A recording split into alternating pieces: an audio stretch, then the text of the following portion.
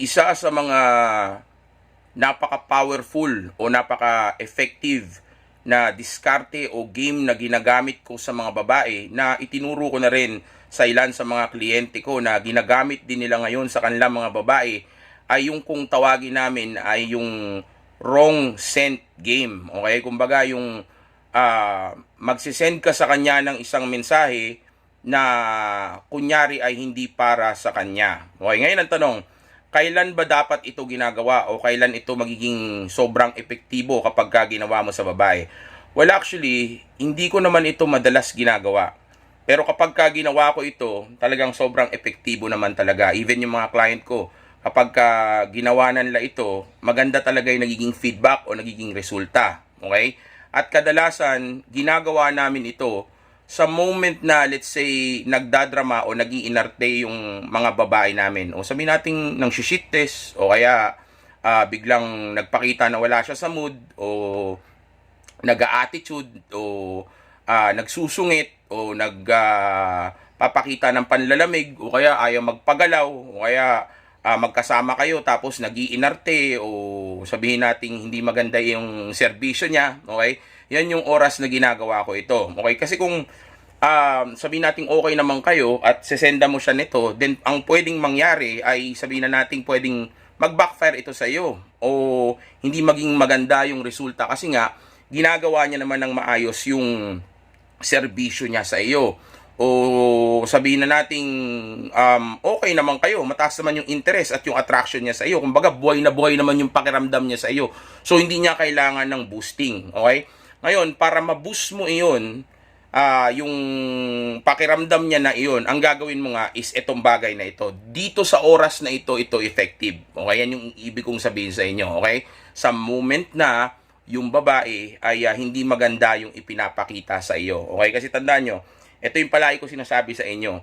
Kapag maganda ang behavior ng babae, o maganda yung ipinapakita niya sa iyo, o positive siya kapag kakasama mo siya, o kapag hindi kayo magkasama, then tama lang na i-reward mo yan ng sabihin na nating magandang treatment mo. Pero hindi ka pa rin magsisimp, hindi ka pa rin magpapakabeta, okay? Kundi ang gagawin mo lang ay of course magiging masaya yung pagsasama ninyo o yung pagde-date ninyo. Tapos of course, dahil nga dun sa bagay na iyon, ang isa sa magiging reward din niya ay yung masarap na mangyayari sa inyo sa kama. Okay, kumbaga, hindi porke sinabi kong reward, magre-regalo ka o magbibigay ka na kaagad ng pera o kakainin mo yung ano niya, yung tahong niya, okay, bilang reward. Hindi ganoon.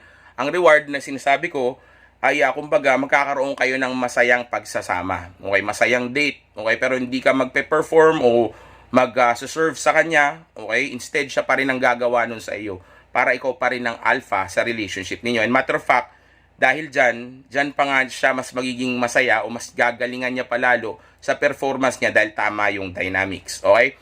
Pero, yun nga, yung bagay na ito ay para sa reward. Okay? Pero pag pangit ang behavior niya, kapag hindi maganda yung ipinapakita niya sa iyo, hindi kanya sinusunod. Okay?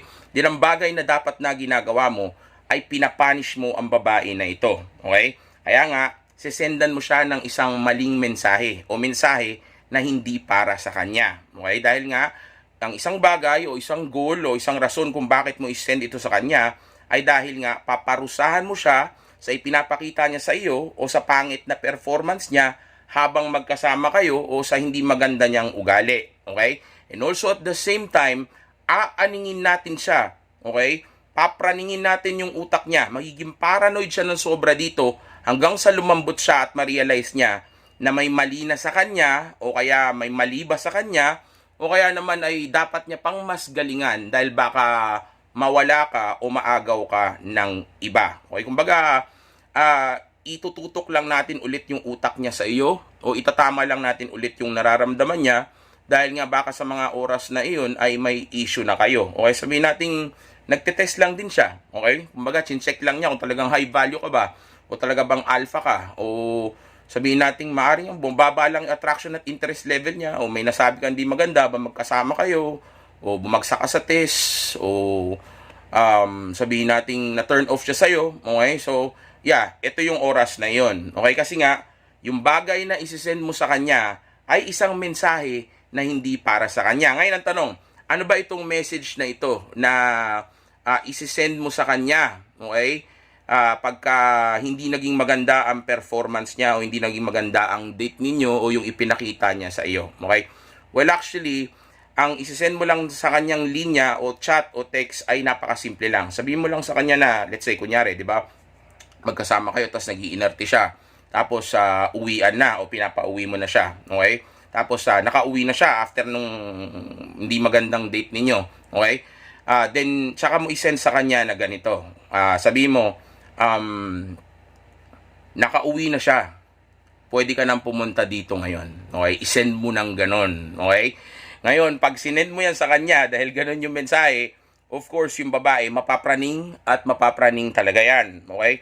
Mapaparanoid at mapaparanoid talaga yan kasi isipin niya, teka muna, sino to? 'Di ba? Kahit na alam niya pa na marami kang nakaka-date o hindi pa naman kayo mag-boyfriend o mag-asawa, still, magagawa mong magising yung competitive niya o yung competitive side niya, okay? O yung sabi nating competition anxiety sa kanya, okay? Kumbaga, bigla siyang magiging competitive sa pagpa-perform o pagpapanalo ulit sa iyo. Kumbaga, teka muna, may kalaban ako. Tapos pinapunta niya ito kasi siguro dahil hindi maganda yung ipinakita ko o dahil nag-inarte ako. Dahil syempre alam niya yun, di ba? Na may ginawa siyang hindi maganda sa iyo, di ba? Tapos ganyan bigla yung marireceive niya, din mapapraning yan. Iisipin ka niyan buong magdamag, maghapon, o sabihin nating baka umabot pa ng ilang araw na isipin niya na isipin kung sino yun. May iba naman, biglang magre-reply, sabihin niya, para sa akin ba ito, o sino to, o let's say, yung iba pupunta pa ng bahay mo, okay? Pero pagka ganyan nangyari, let's say, nagtanong siya kung sino yun, isagutin mo, sabi mo, ang reply dito is 3 to 4 hours, okay? Ang reply mo sa kanya. Tapos, i-reply mo sa kanya na, well, actually, ito pala yan. Don't do it 3 to 4 hours, okay? Kasi 3 to 4 hours sa regular natin yan, okay? Yung, kumbaga, yan yung normal na, na gaming natin. So, sa moment na ito, wag 3 to 4 hours. Ang response mo sa kanya ay kinabukasan na, okay? Ang response mo sa kanya ay after 24 hours sa 25th na ng oras. Okay? Kasi after 24th, di ba? So, kahit na mismo ika-24, pwede rin. Okay? Basta i-reply mo lang sa kanya ito sa pagkatapos ng ilang oras na iyon. Okay? Dahil nga, maganda na umabot muna ng ilang oras para nang sa gayon ay umepekto yung game na ginagawa natin sa kanya. Kasi pag ginawa mo lang 3 to 4 hours, edi masyadong maigsi. Okay? So, pahabain mo after 24 hours, saka mo siya replyan, okay? Tapos ang i-reply mo sa kanya ay ganito. Si ano yung, sa'yo pala na send. Sa tropa ko yun, nagkita kasi kami kahapon. Okay, ganun lang, okay? Nagkita kasi kami kahapon. Okay, pero iba-iba rin naman ang mga message na pwede mong gamitin. Mag-compose ka na lang. Iba-iba rin kasi yung mga senaryo o mga sabihin nating sitwasyon na magkakaroon kayo, okay? So, hindi pwedeng palaging yung sinabi ko lang yung sasabihin ninyo.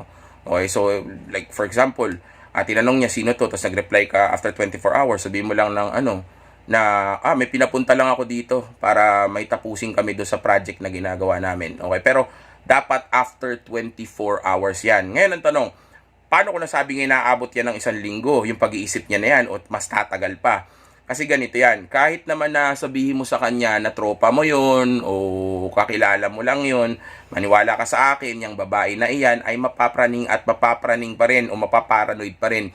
Iisipin niya pa rin ang iisipin kung sino yung babae na iyon kasi nga guilty siya dahil alam niyang hindi naging maganda yung performance niya sa iyo noong last time na magkasama kayo. Okay? Kaya ngayon yung utak niya, tatakbo yan. Sino yun? Kasalanan ko kasi to. Bakit di ko kasi ginalingan? Bakit kasi ginawa ko yun sa kanya? Okay? Na ang pwede pang maging resulta nitong bagay na ito sa kanya ay gaya nga ng sabi ko kanina, mas lalo niya pa ngayong galingan. Okay? Mas lalo ka pa ngayon niya habulin o mas lalo pa siyang sabihin na nating kukumpit, okay? Para sa okay, para sa talong mo, okay, para sa tarugo mo, okay, lalo pa siyang, shoutout YouTube, okay, lalo pa siyang, kumbaga, mas magpapa-impress nga sa iyo, okay, kumbaga, instead na pagsabihan mo siya na magbago siya, o instead na sabihin nating kontrolin mo siya, o itapon mo yung babae na iyan bigla dahil lang di maganda ipinakita niya, ang gawin mo na lang sa kanya ay parusahan mo siya ng may halong game. Okay? Magagawa mo nang maiparealize sa kanya yung mali niya, madidisiplina mo pa siya, okay? Tapos at the same time, ang pwede pang maging resulta nga nito ay mas lalo pang tataas yung interest at attraction level niya sa iyo na magre-resulta ng magandang performance o pagsisilbi niya sa iyo bilang hari niya. Okay? So i-send mo sa kanya yan kapag di maganda yung ipinakita niya sa iyo o yung naging treatment niya sa iyo, okay? Para mapraning siya, okay? Para maulol siya. Ngayon, paano pag pumunta naman bigla sa lugar mo, kaya sabihin natin bigla ka pinuntahan sa trabaho para itanong kung sino yun. Then, kapag ka ganun, ang nangyari, ang gawin mo, pwedeng kausapin mo, okay?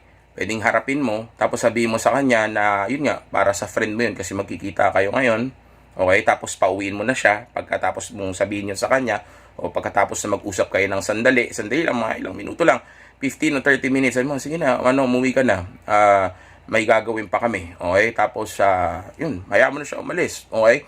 Pero, kung, let's say, naman, ayaw umalis, ang gawin mo, ikaw ang umalis, sabi mo, actually, ganun ba? Actually, sige, may lakad, nagbago naman yung plano eh. Kumbaga, depende kasi sitwasyon niya eh. Like, for example, sinabi niya, dito na lang ako para makilala ko yung friend mo. Kasi nga, napapraning na siya eh, di ba? Dito na lang ako para makilala ko yung friend mo. Gano'n ko sino ba yun? Sabi mo gano'n. Actually, sa totoo lang, nag-message na kami. Hindi na nga kami dito magkikita, ilalabas na lang kami. Sige na, umuwi ka na.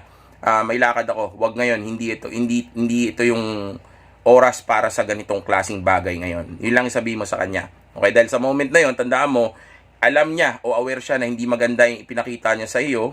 Okay? So, kung ganun yung na-receive niyang mensahe, then gigil na gigil yun bumawi, and also at the same time, gigil na gigil yun na malaman kung ano talagang tunay na nangyayari sa inyo sa mga moment na iyon. Okay? So, yeah, posible talagang maging agresibo siya. Kaya nga ang gagawin mo, instead na na sumunod ka sa kanya o matakot ka sa kanya o sabihin nating pagbigyan mo siya, ang gawin mo is tablahin mo. Okay? Para madisiplina mo siya and also at the same time, mag-game mo pa siya. Para sa susunod na pagkikita ninyo o sa susunod na linggo na magkikita kayo ulit, then magiging maganda yung niya sa iyo, yung performance o yung pagsisilbi niya sa iyo bilang hari niya. Okay?